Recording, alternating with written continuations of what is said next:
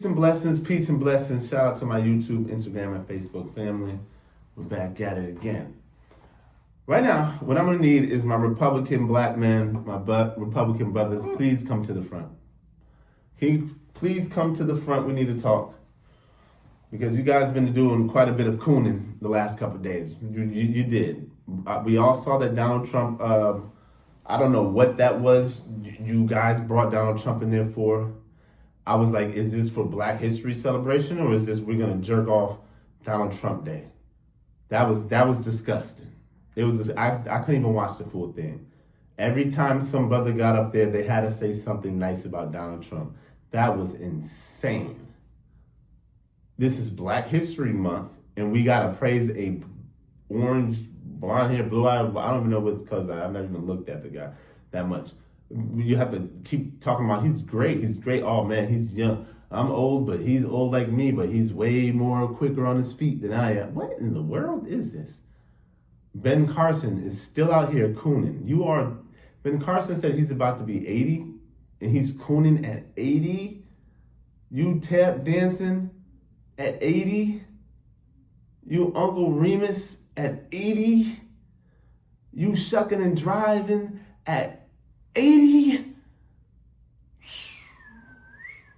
Guys, you guys got to go watch it. No, matter of fact, we're going to play a little clip of it. Let's just play a little clip. I'm going to take you now to the White House where President Trump is hosting a Black History Month event, and he just paid his condolences to the family of Reverend Jesse Jackson. And his wonderful wife, Candy. Candy, I'm going to steal Ben for a second because, you know, Ben recommended Scott.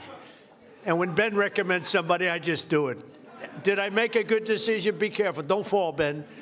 If you fall, that's the end. You can never recover from a fall. You know, you can make the greatest speech ever, but if you fall, my predecessor taught me that. So is Scott doing a good job, Ben? He's doing the best job ever. Come on, say that. I like it. You know, one of the reasons I was so high on Scott Turner is he was really the driving force behind the opportunity zones, which doesn't get nearly the attention that it should, but it was because President Trump realized that the best way to get things done is through public-private partnerships and have everybody with skin in the game. And it is working, as are all the other things that he's been recommending. And at some point, the mainstream media will recognize that you don't politicize everything. You open your eyes and your ears, and you look and you see what works, and you deal with that.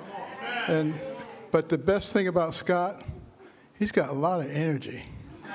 You know, I'm an old man now. I'll be 75 on my next birthday. And I'm not like President Trump. He just goes forever. But no one else is like that. But Scott Turner, we call him the Energizer Bunny, and he is doing a fantastic job. And I want to congratulate all the people at HUD because most of them have come back and continued with what we were doing during the first Trump term, and it's fantastic. Thank you very much, Scott. We've been watching President Trump speak. He also brought Dr. Ben Carson up. He actually made a joke inviting him up, saying, "Don't fall. You can't recover from a fall. My predecessor taught me that," making a crack at former President Biden's expense. We're going to continue to watch this event, and we'll bring you any updates as news warrants. There you go, right? We saw a little bit of Ben Carson. Then we watched Trump's speech. Trump didn't even talk about Black history. That whole thing. He literally talked about the ballroom that he's building. Then he started talking about inflation. Then he started talking about the worst economy. Like, that guy's really a sociopath. Like, he really can't even help it. He doesn't know what else to say. He looked like he came up there disheveled, unprepared. He didn't look like he was taking it serious. You know what I mean? And it was a shit show. Like, I don't know what else to say. Like, it was just, and then just to see all those black people, and at the end, they always take that picture where they got a bunch of black people laying hands on him and praying for this devil. Like, what are you praying for this? This is Lucifer himself in the flesh. And you're going to pray for him? Pray what? He is in his late 70s. I'm not going to say that he's done in his late 70s. Because one day, hopefully, I could reach my late 70s. But like at that age, I don't think a guy's like changing too much about like his core inner self. You know what I mean? That's just who he is. He's a racist, a fascist, autocrat, dictator, wannabe, God king, corrupt, conniving, scammer. Like he's just like everything that you would tell your child not to be, right? Don't grow up to be like that guy. But anyway, let's get into the details, right? Because he's over here talking about all what they're doing. Let's talk about the Republican agenda, right? We're going to talk about three main things. The Republican agenda pretty much is going to, what they're pushing for is going to just give you practical harm, right? They're going to just deliver practical harm. Like one, let's talk about tax cuts to the rich and elite. Reason why that is not good for the black community, which is usually lower to middle class. It takes away it takes away money from your pocket. How does it do that? It doesn't tax the rich very much, and it taxes you percentage-wise more than the wealthy and the elites through his big, the big beautiful bill.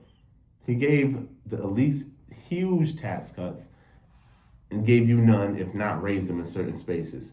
Also, it takes away, they plan on taking away food assistance and health coverage, the ACA. You've heard Donald Trump always talk about Obamacare. They said you could get your own doctor, but you can't now. He's a liar. Okay, that little part he messed up on, we'll give him that. But it was better than nothing. He gave over, 50 million people health care? You know what I mean? Now they can at least go to a hospital and have a large chunk of it paid off of it, if not most of it, or if not all of it. Like, we can't get upset about that. That was not a black agenda. There's more white people using ACA than Affordable Care Act than there are black people.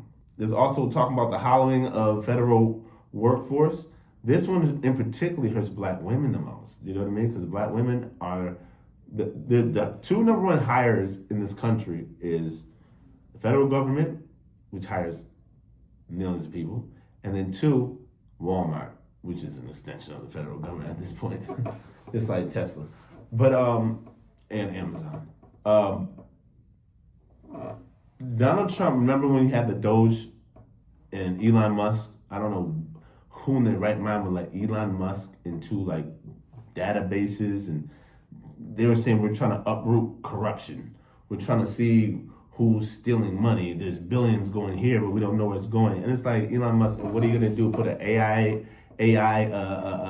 code sequence in there to find it? And how long is it gonna take? They said they're gonna get back $400 billion. How much did they get back? Like 4 million? They gutted out the IRS. They killed the Financial Consumer Bureau, the Financial Protection Consumer Bureau, the one that Elizabeth Warren started.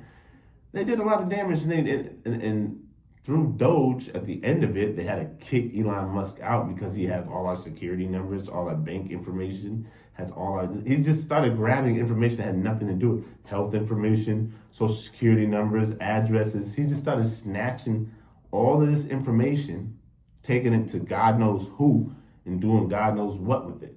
So that was a problem. And so what they did was they said, oh, look at all these black women who are being hired through the federal government. And if someone's gonna sit here and tell me that they didn't purposely do it because it was a majority, like a lot of black women do use this, then I don't know what to tell you, because then you just don't think that there are people out there that cynical and that evil who will literally look at that and say, oh, let's just cut it. Like, let's just put them through pain. They're eating no, we don't need them doing too well. We don't need them in the middle class, send them back to poverty. If you don't think that's true, I don't know what to tell you. Then we got the Trump tariffs. Okay, the Trump tariffs, if you know anything about tariffs, it's putting a tax on who, not the people sending it. It's going to be it has to be paid by the consumer. You have this, if you know anything about economics, supply chain logistics, that's my specialty, supply chain and logistics. How tariffs work, they say, when Trump says I'm putting a 200% increase on China when it comes to their vehicles, China's gonna still send them, but the person who ends up having to pay out of pocket pay more, it's not going to be the supplier. It's going to be the consumer, you. You're going to have to pay more for shoes, socks, bread, rice, chicken. The average cost of goods in America has risen. I don't know exactly what the percentage point is. I don't want to throw one out there, but they have.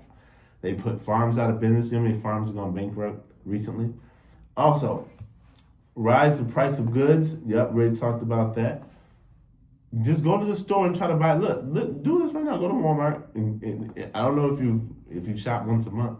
Look at how much it costs for you to buy whatever you bought about a year and a half ago. And now look at how much it costs. It's going to cost you a lot more money. Okay. Also, what it does is create uncertain environments for businesses. Many Black-owned businesses.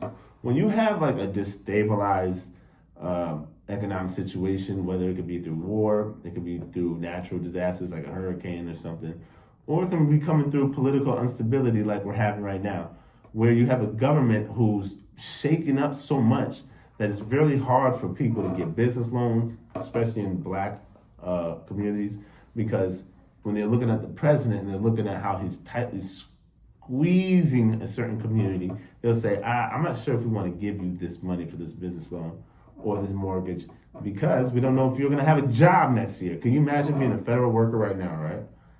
And you go to the bank and try to get a loan, and they'll just say, we're not sure because we don't know what Donald Trump is going to do. We don't know if you will have a job next year. So we're going to have to deny that or put it on standby, right? Let's talk about the tax structure system worsens.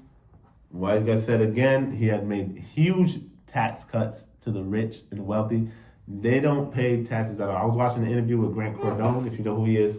Grant Cardone is like this, I don't know if he's really rich as he says, but he's just this loudmouth white boy who's just always talking about money. And this guy made over like $700 million last year. I'm just saying the number. And he said to the guy interviewing him, or the camera guy, he said, I guarantee you I paid less in taxes last year than you did. And he breaks down how all these loopholes are there and this and that and the third. But yeah, he made sure to open that wealth gap even more. They say Black people are in America are at least like 3 to 4 generations behind their white counterparts in that sense.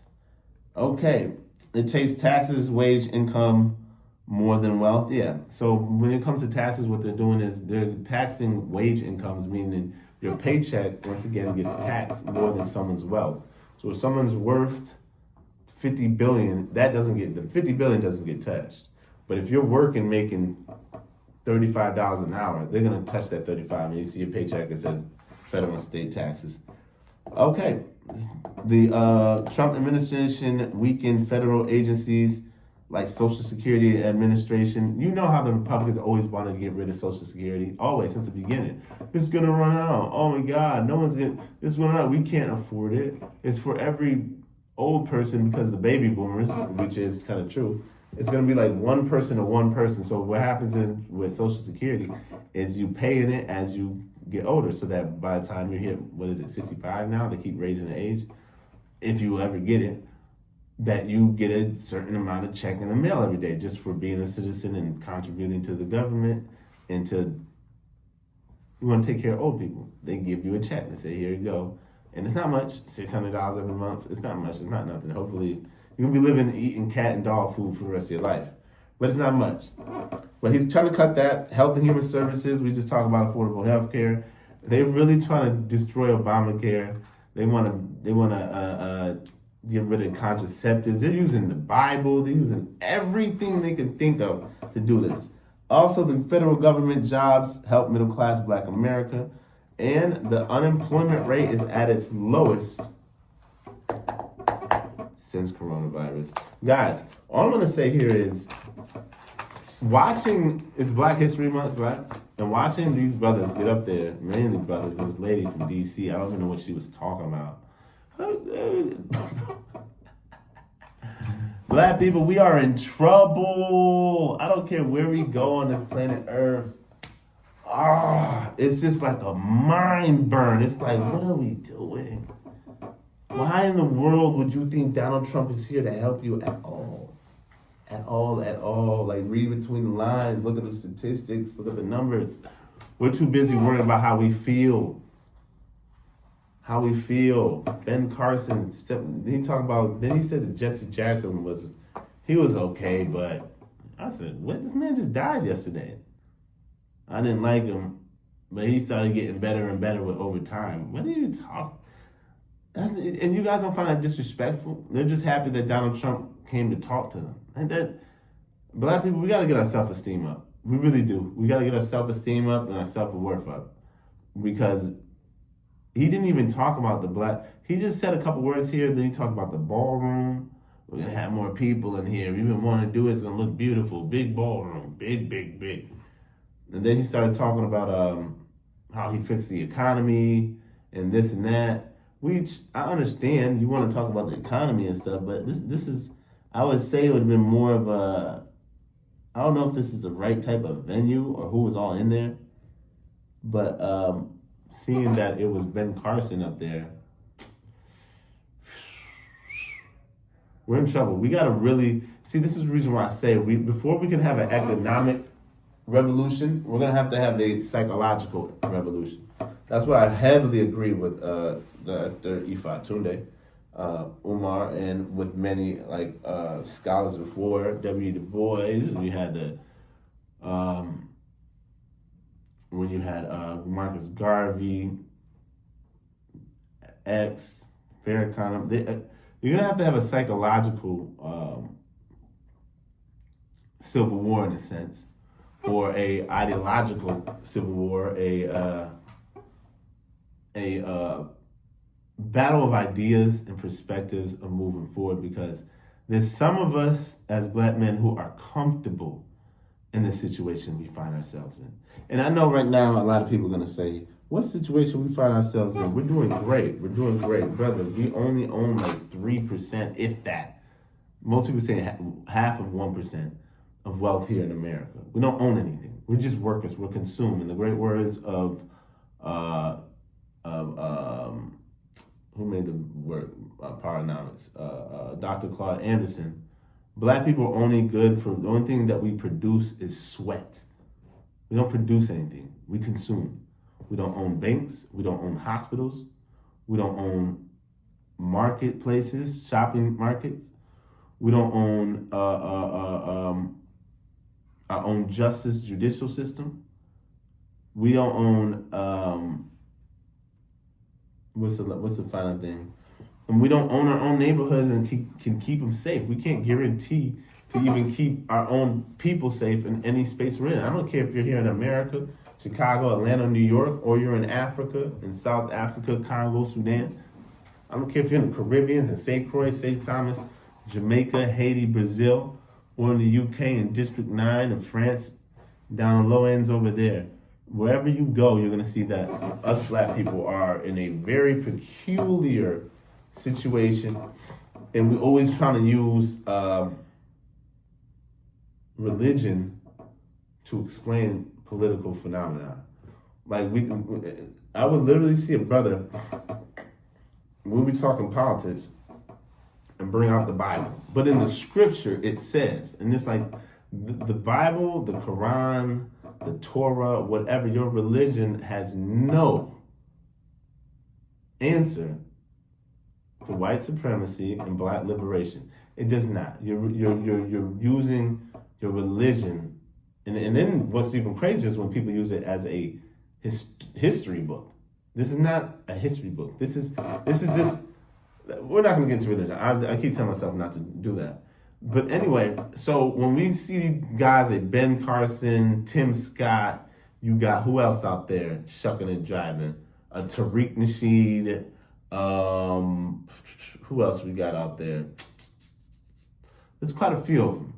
Even the Roland Martins with the Democratic Party, and I wouldn't say Martin Mott Hill. He be doing a little bit. He be playing with that. But anyway, we have to remember to not be fine with basic bare minimum. Because right now what it looks like what we're asking is, we don't really care that this country's racist. Just let us be comfortable within the race and let us use their useless gadgets and their useless iPhones. And as long as we can do that, play basketball, go to the game, that's all we want. We don't want to own anything. We don't want to build anything. We don't want to construct anything. We just want to be comfortable. I want to play my video game, drink my beer, eat my chicken wings, smoke my weed, hang with my girl. And if that means someone gets pulled over and shot and killed by a cop once a month, we're playing Russian roulette. Let the dice roll. When you see videos like Sonya Massey where the black woman gets shot in her face in the kitchen, that right there is in us as black men, we just sit here and we just, hey, Trump, oh, Trump. Trump is the literally human embodiment form of white supremacy, racism, fascism, authoritarianism, all the isms. And they're over there cheering him. The black church is useless. What are they going to do? The black church is too busy praying to a white man and trying to kumbaya with your enemy,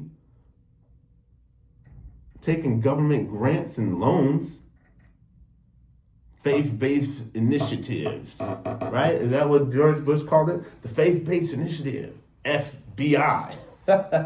Oh my God. And then you sit down and you say to the church, hey, what happened? Look at all the reverends. Reverend Jesse Jackson, Reverend Al Sharpton, look at Reverend Martin Luther King. And now Al Sharpton and Jesse Jackson, Al Sharpton, come on, Kid Ross. But Jesse Jackson was decent. We still wondering, Jesse, did you help assassinate Trump, Dr. Martin Luther King? Or did you know you just didn't tell him? Or what was that? Because you were very awkward that day.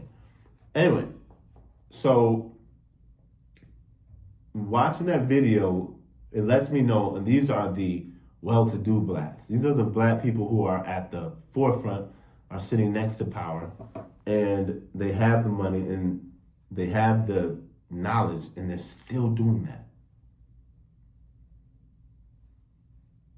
What does that tell you? What that tells us, brothers and sisters, is that our elite class, whether they're scholars, we're not talking about basketball, we're not talking about entertainers. We're talking about scholars, arts, and things of that nature. When I say arts, I mean, well, music could be it, but like in a real artful way. They've been compromised. As a black man to say I'm successful in America, it's like I'm a coon. That's what you're saying. White people like me around. White people do not like me around. Because I don't go for it. You know what I mean? I'm not rude or anything. I'm not mean, but I'm not timid like that. I'm gonna speak my mind and say what I gotta say. And most white people don't like that. So when you get around these circles, especially in certain cities, for one, and I'm not saying it, I mean, whatever, take it how you want to. One, you notice that the higher you get into these positions, as far as these black men, like the Ben Carsons and them, you realize how politically effeminate they are and docile they are. They're not, you start realizing why they're there and why they're like to be around, because they don't put up any type of pushback. And so they'll, and I'm gonna be honest with you, a lot of them suspect down low. I'll be looking at them like, you are very soft and spoken, and nails all glittery, and it's just like, why is it the higher you get, the more it gets? If you know what I mean. I'm not trying to get my channel ripped down off the internet, but, and you come to realize it's because there's a vetting process you start to see, right? So like, I'll say in my particular situation, I had a situation where I had a friend take me to this book, was it book trade or something that goes on? And this place you can find like books that you never knew still existed, but they're all credible authors and well-researched books. There's not no BS books. That's why I always ask people where you get your information from. And do you have a reliable source when you're getting these books and information? So I go, and when I go there, this is like they're like PhDs and master's degrees and this and this, and these are big people. I would say about 7 out of every 10 males that I met in that room were low-key suspect down low. The energy was just, and I'm like, this is the community that's created for the white elites, quote unquote, the white upper class chooses from this group. For you to be in this room and hang in this room for this long, you must be docile. You have, because they make sure to keep it like that. Democratic Party. Oh, I worked for this person's campaign. This one lady, she's Haitian, black. She talking about she was working for a campaign in D.C. or something. But I noticed, like, when she would, this is a while ago, we would go knocking on doors, and we would knock on the door, and her voice would change like this. Hello, how you doing? You know what I mean?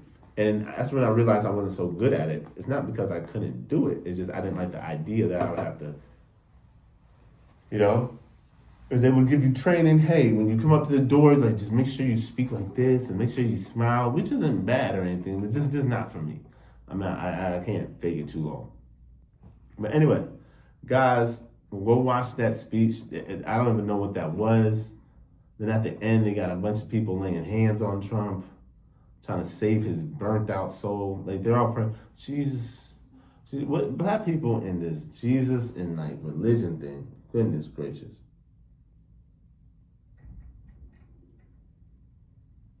That is psychological warfare. It is. Christianity, Islam, Judaism, Buddha. Black people, for some reason, we're so susceptible to religion. Like, we have to grab onto it. And this is what happens. I saw another video where there's a black woman. You know what? I'm going to show that video. I'm going to show this video. Watch this video as a black woman meets the king of England. And look how she gets irate. Is a Jewish Muslim women's network, so we do a lot of interstate work here. And these lovely people who are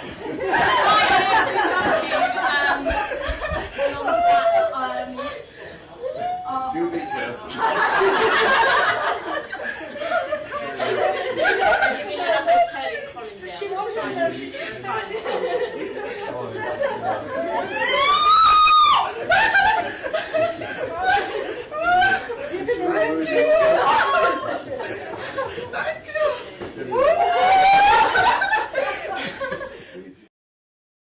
Okay, so now you've seen that. She's literally on her knees crawling. Oh my God! Oh my God! This is the king. Like, what is that? That's psychological. Hundreds of years of psychologically just destroying someone's brain through TV, through physical violence, through economic violence, political violence, education. Like, just violently just destroying someone's self-worth to where you're crawling on the floor for this cracker European who's done so much damage to your people, and you're praising that person. Come on. We gotta do better, guys. We gotta do better. All right? Black men, come on. We can't leave this planet Earth the way we found it. We gotta make sure we leave here with something. Because our parents' generation, I mean, they did Obama. They at least did something, right? But I don't know how much that's gonna help. Because Obama, I don't know what he's doing, but Donald Trump just made him look like a gorilla. Anyway, you guys, once again, like, share, comment, subscribe. I guess I gotta start saying that more often now.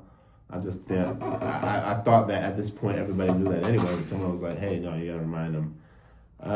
I don't do this to make a bunch of money, because if I wanted to make a bunch of money, my politics would be completely different. If I wanted to make money, you know what I could do? I could sit right here and just say nothing but right-wing talking points and just talk about, hey, the blacks are this, and, Donald Trump. Oh, my God. Do you know how far I get? I'll be sitting next to Candace Owens. Oh, yeah, we got to talk about Candace Owens, too, y'all. Our sister Candace Owens is missing right now. MIA. Like, they took Charlie Kirk. Erica Kirk is literally just parading this man's dead body to collect a check. It's disgusting. Disgusting. And I never liked the guy, but look at the company you keep. That's the company you kept, Charlie Kirk. And you're gone. never to come back. But that's a company you kept. A bunch of self-serving, egotistical maniacs. And you were growing in fame, and you said some things about the wrong group of people. the Jays, and they took you out of here, literally, pow, out of here. It's like that. But anybody can get caught lacking, and you out of here, bro. Fuck you, never really liked you, Charlie Kirk, but whatever. Anyway, so like, share, comment, subscribe. We're gonna start doing more and more and more. But you get it. Peace.